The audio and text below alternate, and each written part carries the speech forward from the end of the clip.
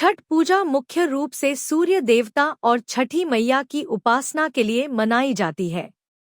यह पर्व उत्तर भारत के बिहार, झारखंड, पूर्वी उत्तर प्रदेश और नेपाल के कुछ हिस्सों में बड़े उत्साह के साथ मनाया जाता है। इस पूजा का धार्मिक और सांस्कृतिक महत्व है और इसे मनाने के पीछे कुछ प्रमुख कारण हैं। सूर्य देवता की उपासना। सूर्य देव को ऊर्जा, स्वास्थ्य और जीवन का स्रोत माना गया है। छठ पूजा में व्रती सूर्य देव को अर्घ्य देकर उनके प्रति आभार प्रकट करते हैं और परिवार की सुख समृद्धि के लिए आशीर्वाद मांगते हैं।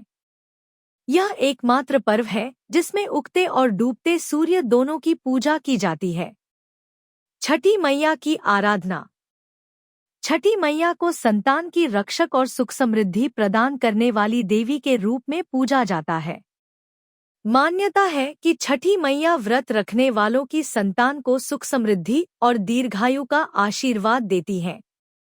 कई लोग अपनी संतान की खुशहाली के लिए भी यह व्रत रखते हैं। महाभारत और रामायण से संबंध।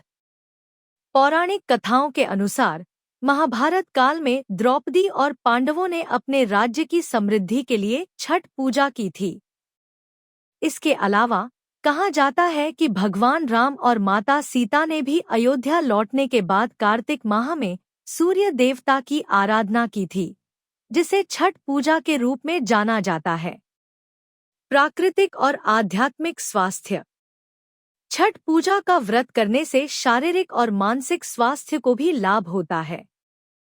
4 दिनों के इस व्रत में शुद्धता, स्वच्छता और सात्विकता का पालन किया जाता है, जिससे व्रती को एक शुद्ध मानसिक और शारीरिक अनुभव प्राप्त होता है। संयम और संकल्प का पर्व। छठ पूजा में व्रती कठिन नियमों का पालन करते हैं, जैसे निर्जला उपवास, नदी या तालाब में खड़े होकर अर्घ्य देना। इस व्रत में कठिन तपस्या और अनुशासन का पालन किया जाता है, जो व्रती को संयम और संकल्प का अनुभव कराता है। इस प्रकार छठ पूजा न केवल धार्मिक आस्था का प्रतीक है, बल्कि यह प्रकृति और जीवन के प्रति आभार प्रकट करने का पर्व है। हिंदू पंचांग के अनुसार छठ पूजा कार्तिक माह की शुक्ल पक्ष की अष्टमी तिथि को मनाई जाती है। इस साल पष्ठी तिथि का आरंभ 7 नवंबर को रात 12:41 पर हो रहा है। इसका समापन 8 नवंबर को देर रात 12 बजे होगा। ऐसे में 7 नवंबर को शाम को अर्घ्य देंगे। 8 नवंबर को सुबह अर्घ्य दिया जाएगा।